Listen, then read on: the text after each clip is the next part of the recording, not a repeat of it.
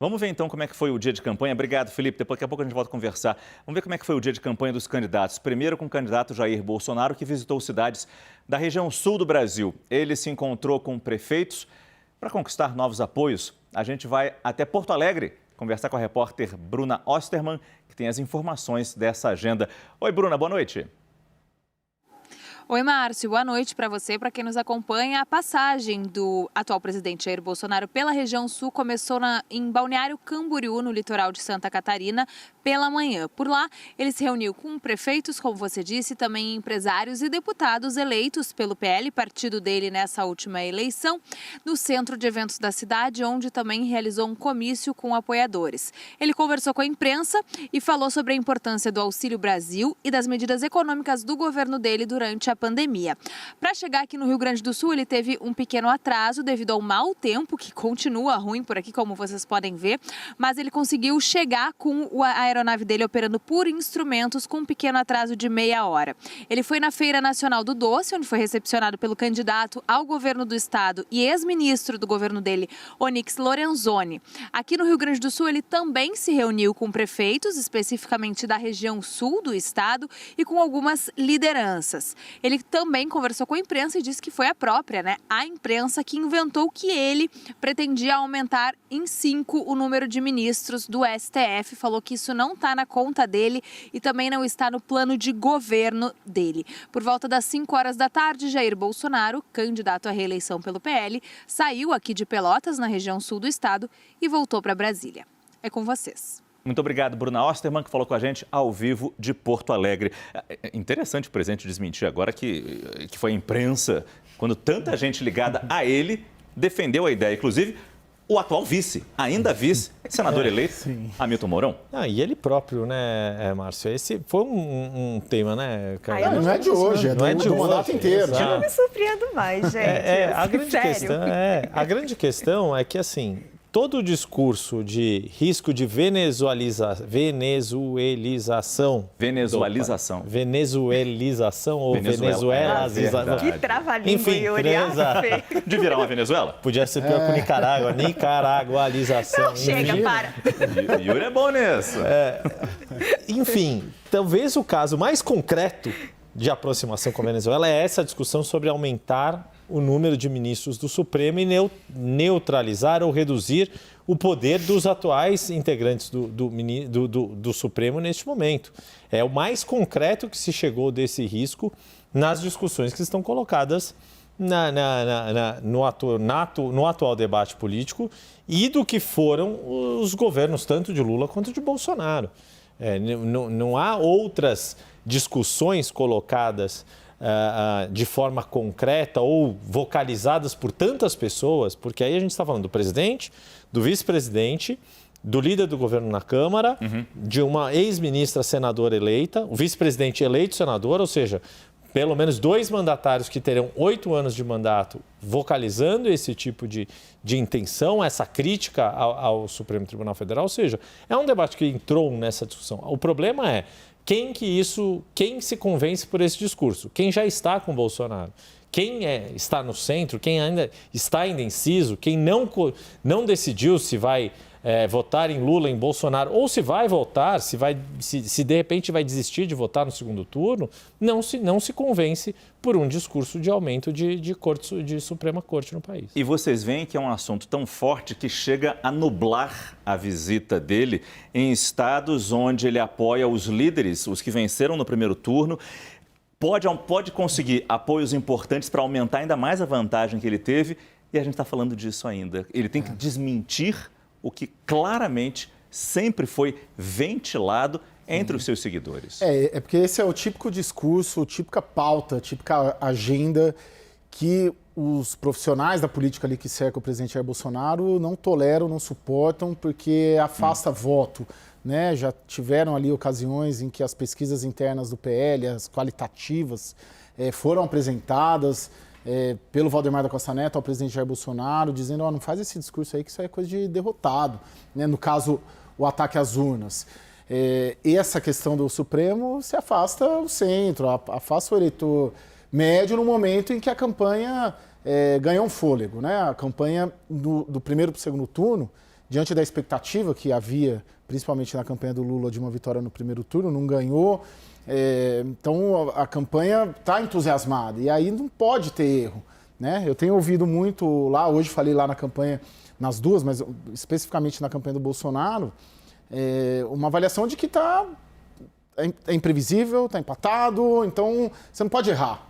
Você não pode cometer um deslize que afugente eleitores em potencial. E essa agenda é algo que ele fala para convertidos e afasta o eleitor médio de centro, que pode ser decisivo nessa eleição. Só para trazer outra informação daquele assunto que nós abrimos, a mistura de religião e política, amanhã o presidente Bolsonaro tem agenda em Belo Horizonte, na Igreja Mundial do Poder de Deus. Depois ele vem aqui para o estado de São Paulo para a visita de Aparecida, claro, no Santuário da Basílica, no dia da padroeira. Mas vamos tentar, Raquel, trazer a notícia para a política, até para a gente trazer algum fato.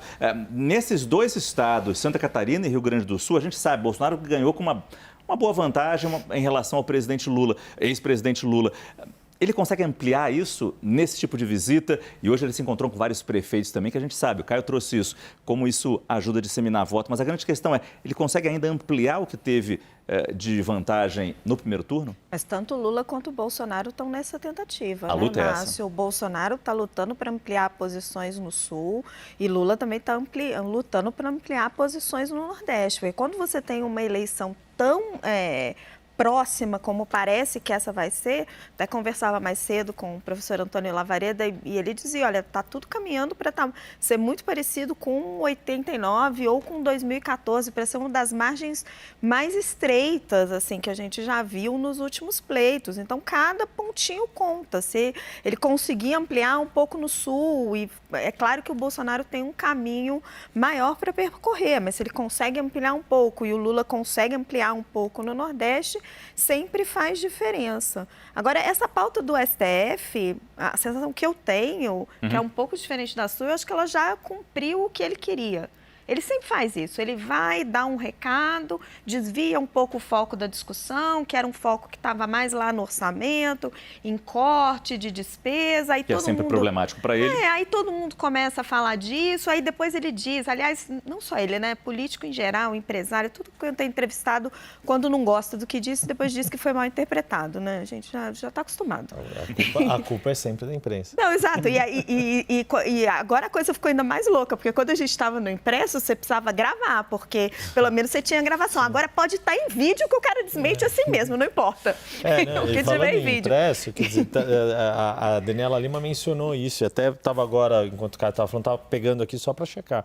Ele foi questionado sobre isso na entrevista para a revista Veja, pelo Maurício Lima e pelo Sérgio Ruiz. E perguntam, olha, estão se falando de uma proposta de aumentar o número de integrantes do Supremo. Que a resposta do presidente Jair Bolsonaro, ele não nega que existe. Mas depois ele fala disso no cercadinho. Então, exato. Mas digo, vamos lá, vamos dar o crédito ali para uma entrevista, numa revista importante, que ele disse, chegou essa ideia e eu vou discutir depois das eleições. Não esperou depois das eleições, foi falar no cercadinho, quer dizer, durante ainda a campanha do segundo turno. Já cumpriu para ele o objetivo, agora ele já está desviando da pauta. Pois é incrível, mas é incrível como a força de uma proposta como essa, ventilada por assessores, dita, como disse o Yuri, como lembrou o Yuri em outras entrevistas, abafa um dia de campanha inteiro, que claro que o presidente quer ver a notícia dele sendo apoiado por prefeitos, fechando acordos, fechando novos apoios, e a gente está falando ainda disso, porque é muito forte.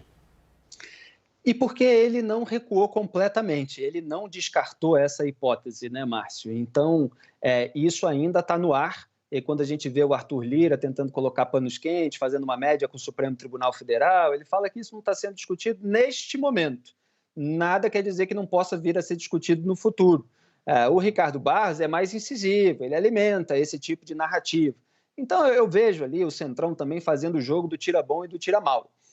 E o Bolsonaro alimentando isso até o limite de isso gerar um desgaste para a campanha. Então, ele já percebeu que se ficar insistindo pode gerar algum tipo de desgaste no sentido de não atrair os indecisos, como o Caio estava bem falando. Esse é o momento de você falar para um eleitorado que não votou em você no primeiro turno. Então, esse eleitorado que gosta da beligerância com o Supremo Tribunal Federal é eleitorado que o Jair Bolsonaro já tem.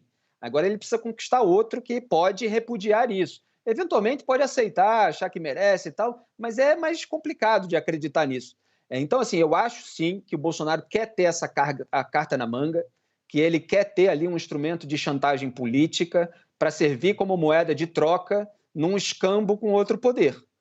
No sentido de que, olha, tem um Congresso aqui a meu favor, a gente pode empichar ministro, a gente pode aumentar o número de ministros se quiser, reduzir decisão monocrática, coisa que ele próprio, Jair Bolsonaro, não quis fazer ao longo desse governo e teve a oportunidade.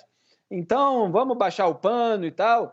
E aí, juntando com o que a Raquel falou, que ele usou isso para distrair também do caso do orçamento secreto, mas eu vejo um link, porque ele pode usar isso para conseguir que o Supremo Tribunal Federal mantenha o orçamento secreto. E eu pensando naquilo que a gente conhece das estratégias bolsonaristas, eu vejo que eles têm esse tipo de raciocínio. Quer dizer, olha, nós temos força agora política no executivo, no legislativo. Se o judiciário não fizer aqui o que a gente está querendo, a gente vai tirar ministro ou vai colocar outros mais alinhados com o governo, etc. Então, vamos conversar aqui. Então, pode ser uma moeda de troca para que o Supremo Tribunal Federal, que tem uma decisão pendente sobre o orçamento secreto, o mantenha. E ele não descarta isso. O que ele quer é não sofrer o desgaste durante a campanha. E o que eu acho? Que ele deve ser cobrado até ele se comprometer a não trazer isso à baila se ele for reeleito. Quer dizer, eu acho que as pessoas que estão no universo político, tanto os seus novos apoiadores, que podem cobrar dele algum tipo de contrapartida para dar o apoio, quanto os seus adversários diretos, eles precisam cobrar do presidente o compromisso em não fazer aquilo que o Hugo Chávez fez na Venezuela.